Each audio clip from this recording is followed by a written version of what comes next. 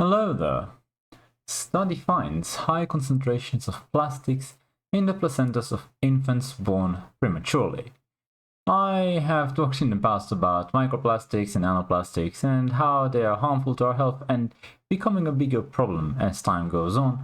They become more commonplace and it becomes more difficult to avoid them. And of course, it is very difficult for the body to get rid of them as well. So those things are hazardous to our health in many ways. I've seen research about microplastics in the brain. I've seen research about plastics that disrupt the hormonal balance in your body. Of course, in your lungs and so on, arteries. Microplastics are a problem for us, and I don't think we take them into consideration enough. All of those people talking about the sort of environmental health really be talking about microplastics and of course chemicals, specifically in the water. In my opinion, those are the two major problems that are undervalued today. So microplastics, which are less than 5 millimeters, and nanoplastics, which are invisible to the naked eye, are widespread throughout our environment. Research has shown that exposure to plastics in general is harmful to both the environment and humans. Now, in a study presented at the Society of Maternal Fetal Medicine annual meeting, the pregnancy meeting, researchers will unveil findings that suggest that microplastics and nanoplastics have been found in higher concentrations in the placentas of infants born prematurely compared to those born at term. In collaboration with investigators at the University of New Mexico, researchers used highly sensitive mass spectrometry to analyze 175 placentas, 100 placentas collected at term and 75 collected preterm, less than 37 weeks of pregnancy. Advanced technology now enables us to accurately measure microplastics in ways we haven't been able to in the past, says senior study author Kirsty Agrad, I'm sorry if I butcher your name, who's an MD, PhD, MSCI, a maternal fetal subspecialist and research professor at Boston Children's Hospital and the HCA Institute, so someone who specialized very much in this particular subject. Agrad also serves as the medical director of the Gulf Coast Division of HCA Healthcare. Researchers found the levels of microplastics and nanoplastics were significantly higher in preterm placenta, and they were at much greater levels than previously measured in human blood. This led the investigators to conclude that plastics were likely accumulating in the placenta during pregnancy, with a greater exposure and accumulation occurring in cases of preterm birth.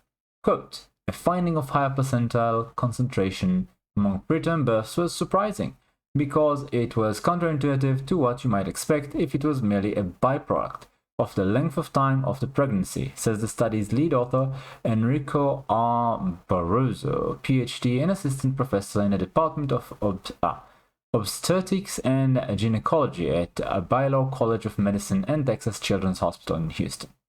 In other words, a preterm delivery not only accumulated more microplastics and nanoplastics in its placenta relative to term, but did so at an earlier time point in the pregnancy. This hints at the possibility that the accumulation of plastics could be contributing to the risk and occurrence of preterm birth. When combined with other recent research, this study adds to the growing body of evidence ranging from heart disease to potentially stroke that demonstrates a real risk of exposure to plastics on human health and disease. Now, this is a very important point. Essentially, they're saying despite having a shorter pregnancy, there are more plastics in the placenta, nanoplastics in the placentas of those babies born preterm. So, in my opinion, this shows the vulnerability, right? Either that or more exposure. Either or. So basically, either babies that are born preterm are less healthy and therefore more vulnerable to the accumulation of plastics. Or it could be that mothers that are exposed to more microplastics or that are themselves more vulnerable to being to having their body infiltrated by these microplastics and nanoplastics result in greater accumulation of these in the placentas of the baby, and therefore this might be contributing to having a preterm birth. Regardless, once again, it's shown that there are measurable negative health effects on humans from microplastics and nanoplastics. And I don't think we avoid plastics enough. We basically use them everywhere. Of course, food specifically is very bad. We use it to wrap our food and store it, of course, all the time.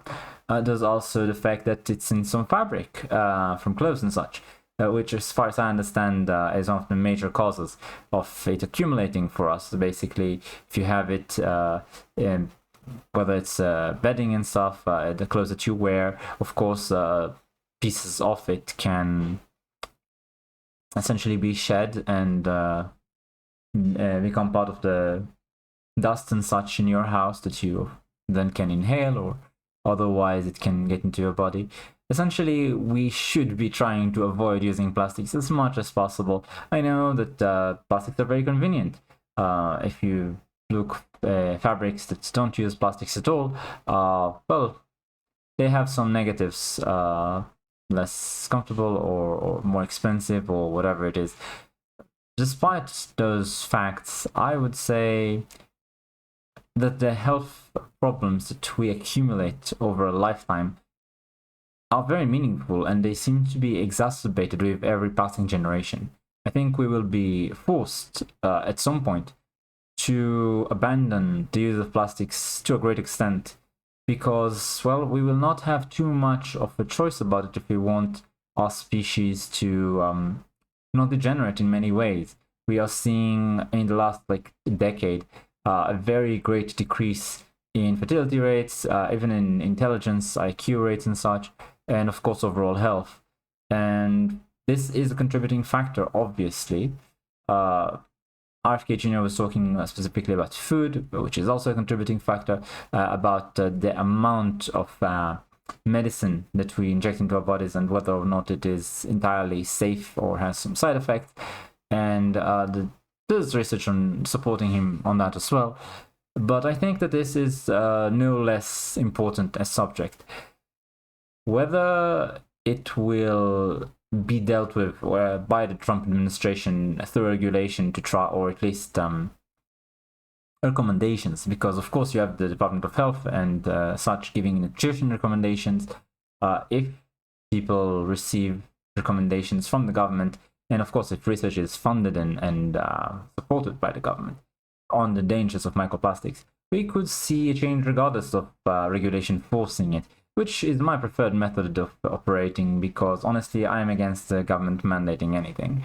But all the same, I'm not sure that they have the time or energy or attention span to deal with this as well, because they have quite a lot on their plate as is, and they're doing good work right now. All the same, I did not see any push from the Democrats to deal with these issues at all, and this is why I am hanging my hopes on the Trump administration to do so. Basically, if the US does it, the rest of the civilized world will probably follow. It is unfortunate that issues of health are not bipartisan at this point. For some reason, you have the Democrats pushing for very unhealthy diets with a lot of junk food and very little in the way of meat and vegetables and stuff. It's unfortunate. You could also see many left-wing publications talking about the dangers of exercise, how it makes you right-wing. I'm not kidding. So, yeah, health has become a politicized issue, pretty much like everything. The slogan of the personal is political has been sort of put into reality by the Democrats, essentially made real, because it wasn't beforehand. A lot of issues were bipartisan, including environmental issues and health issues. And it's very unfortunate that this is the kind of world we live in, because honestly, I wish we could all come together to deal with these burning problems that are very evident.